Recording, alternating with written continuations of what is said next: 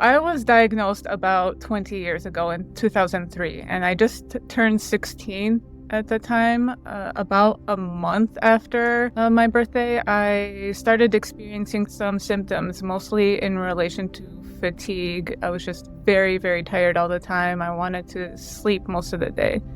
And I wasn't a very active kid, but this was unusual.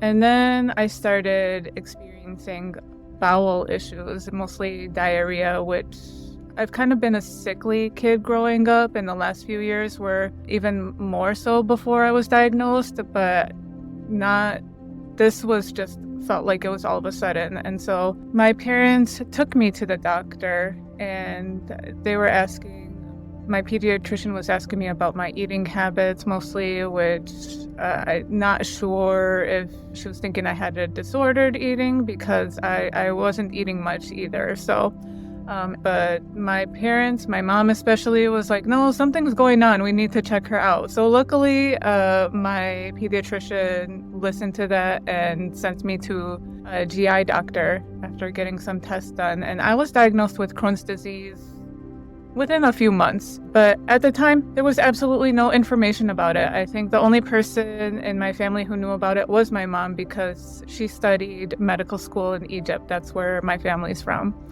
But she only knew the basics at the time, and I didn't really think to look it up online. I was just like, okay. So I didn't really even fully understand that this was something I would have to live with my whole life. It was just, okay, how do we fix this?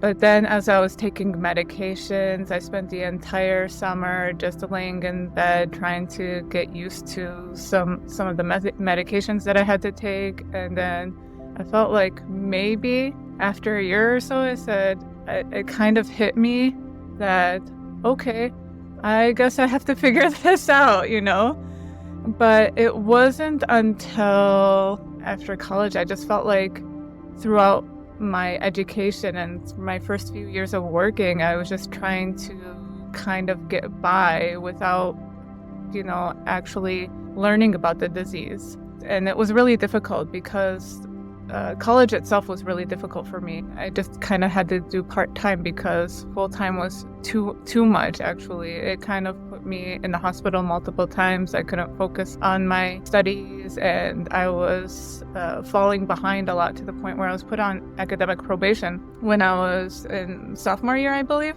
And then work was difficult as well. And so I work in mental health and social services. And so I was even fired from a job when I was in low-income housing. And that's kind of when I started realizing, okay, what I'm doing right now is not helping. Like, I was taking medication, but I wasn't really empowering myself with knowledge on how to take care of myself. And so that's when I started getting into, okay, well, now we do have information. I do have high-speed internet. I can look this up online. And so there wasn't much at the time, but I still had enough to realize, okay, these are the things that I have control over: my diet, my lifestyle, adhering to my medication more consistently, all sorts of stuff that I just didn't really take seriously before. And thankfully, I've been in remission since 2019. So knock on wood, thank God. So yeah.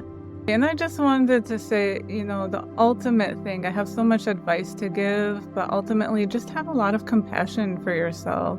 You're not going to figure things out right away, and there's a lot of trial and error, but just, like I said, educate yourself, connect with other people, and also find time to enjoy life. Do the things that you like.